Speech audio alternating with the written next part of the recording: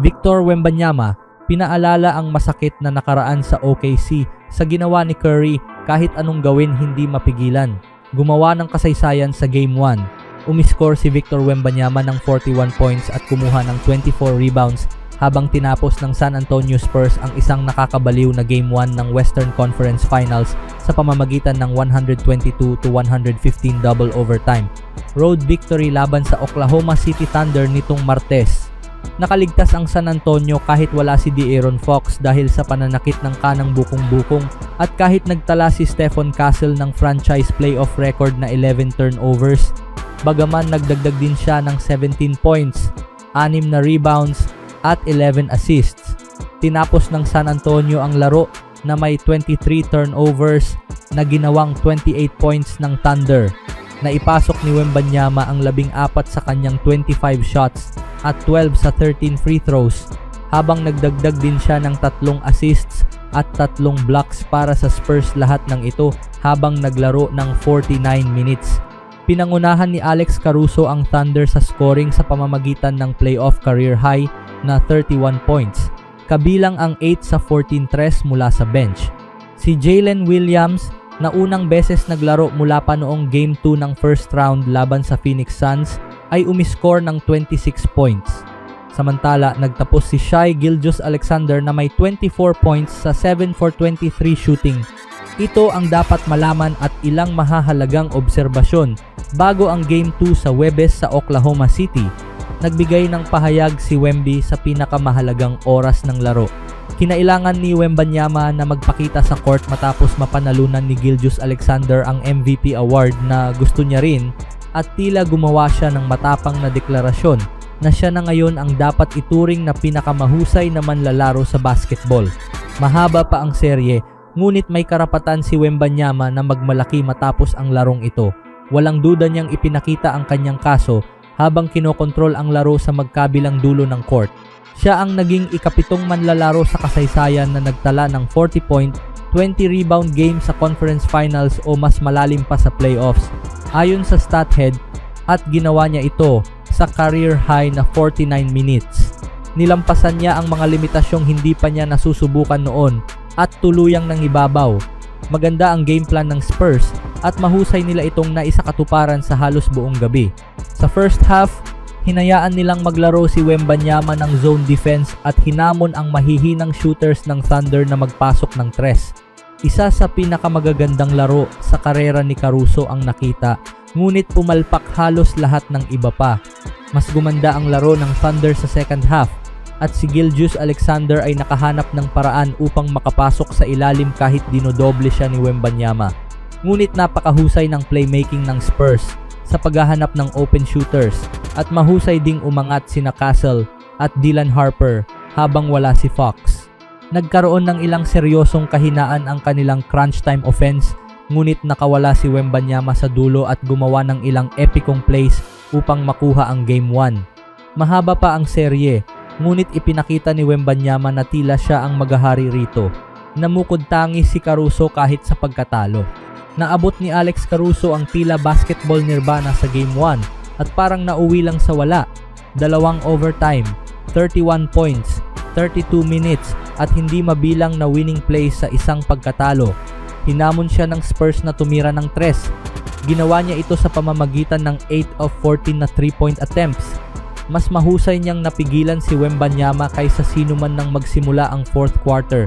Para sa isang 7'4" na banta na tila walang sagot, nakahanap si Caruso ng ilan. Ngunit napakaraming pagkakataon na tila nag-iisa si Caruso bilang kinatawan ng Oklahoma City bilang pinakapisikal na koponan sa liga. Halos hindi natinag ang San Antonio. Kumukulit at nanunulak si Caruso, ngunit madalas ay mag-isa lang siyang nanggugulo at nangiinis. Ginawa niya ang kanyang trabaho. Sinayang ng Thunder ang isa sa pinakamagagandang role player performances sa mga nakaraang taon. Malalaking plays ni Harper sa kanyang playoff start. Bihirang ilagay ang isang rookie sa ganitong sitwasyon ang tawaging pumalit at umangat sa Western Conference Finals. Ngunit si Dylan Harper ay tila hindi naman mukhang rookie. Sa unang playoff start ng kanyang karera dahil sa masakit na kanang bukong-bukong ni Fox, hindi nagpakita si Harper ng anumang kaba. Sa isa sa pinakamahalagang possessions ng kanyang koponan, napunta ang bola sa kanyang mga kamay. Nabobol niya ito, nadulas siya, hinampas at hinablot siya ng Thunder. Ngunit nagawa pa rin niyang makontrol ang bola bago makakuha ng foul. Ang kanyang dalawang free throws ang nagbigay sa Spurs ng 99-97 kalamangan sa fourth quarter, napakahalagang puntos sa isang larong sobrang dikit. Ang kanyang driving basket laban kina Caruso at Gilgeous-Alexander sa overtime ay maaaring mas malaki pa ang naging epekto. Nagtala siya ng 6 na steals at isang turnover lamang. Kung mawawala pa rin si Fox sa mga susunod na laro, dapat maging kumpiyansa ang Spurs sa 20-year-old na handa sa hamon. Isang all-time great game sa OKC? Ito na ba ang pinakamagandang larong napanood sa personal?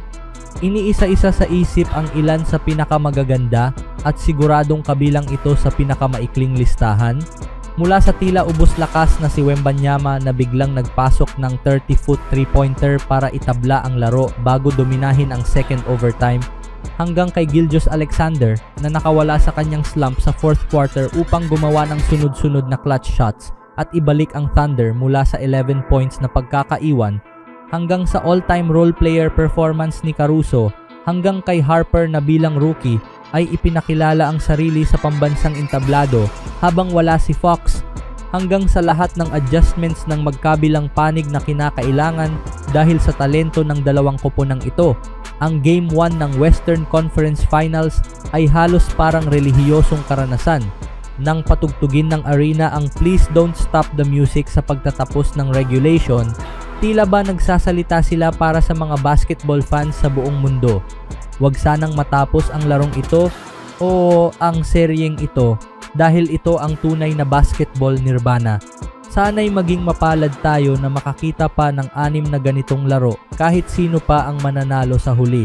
Ang ipinakitang laro ni Victor Wembanyama nitong Martes ng araw ay naglagay sa kanya sa piling ng mga alamat ng basketball. Ayon sa StatHead, ang kanyang 40 points at 20 rebounds na performance ay pang-7 lamang sa kasaysayan ng NBA sa conference finals o mas malalim pa sa playoffs, kaya nakasama niya ang mga Hall of Famers na sina Kareem Abdul-Jabbar, Charles Barkley, Moses Malone, Elgin Baylor, Wilt Chamberlain at Shaquille O'Neal. Siya rin ang pinakabatang manlalaro na nagtala ng 40-20 sa kasaysayan ng playoffs at ang unang manlalaro ng San Antonio Spurs na gumawa nito mula pa kay David Robinson. Nagawa niya ang lahat ng ito sa gabing nasaksihan niyang personal na iniabot ni Adam Silver ang MVP trophy kay Shai Gilgeous-Alexander bago magsimula ang laro. Pinuri naman ni head coach Mitch Johnson si Wembanyama pagkatapos ng laban. Mayroon siyang pambihirang kagustuhan na harapin ang bawat sandaling nasa kanyang harapan, sabi ni Johnson sa mga reporters. Sa tingin ko, ipinakita niya sa loob ng 3 taon niya sa iba't ibang sitwasyon at pagkakataon na haharapin at susunggaban niya ang mga ganoong sandali. Sa laro na ito, pinaalala rin ni Wembanyama ang masakit na panahon na ginawa ni Steph Curry. As you watch Wemby just kind of take it all in, pose. A great shot, guys. And his Oh, yeah, that